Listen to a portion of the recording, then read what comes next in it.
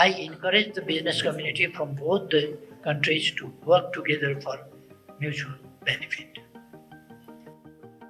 Your increased collaboration and partnership will contribute to further enhancing our economic cooperation.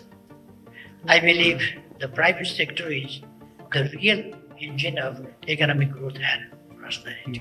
Nepal has taken a historic step, formally joining China's Belt and Road Initiative with an agreement signed this week in Beijing. 7 years after an initial understanding, the new framework sets the stage for China to make significant inroads in Nepal's infrastructure development. Breaking a long standing tradition, Prime Minister of Nepal, KP Sharma Oli, chose Beijing over New Delhi for his first international visit after the elections, solidifying his alignment with China. This move has raised concerns in India, especially as China's growing presence in Nepal adds to the complex geopolitics of the region. While the BRI promises a network of roads, airports, and railways connecting China to the world, it has also sparked debates over China's debt diplomacy.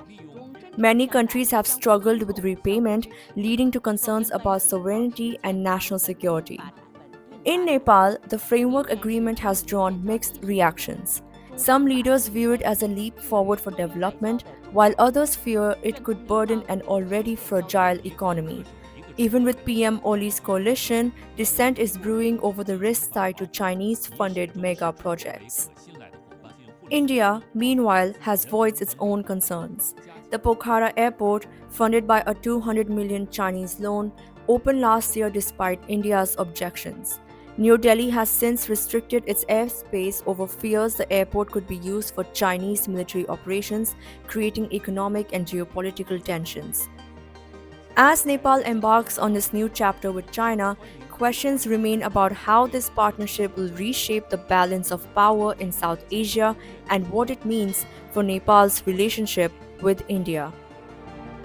军乐团奏《泥中两》。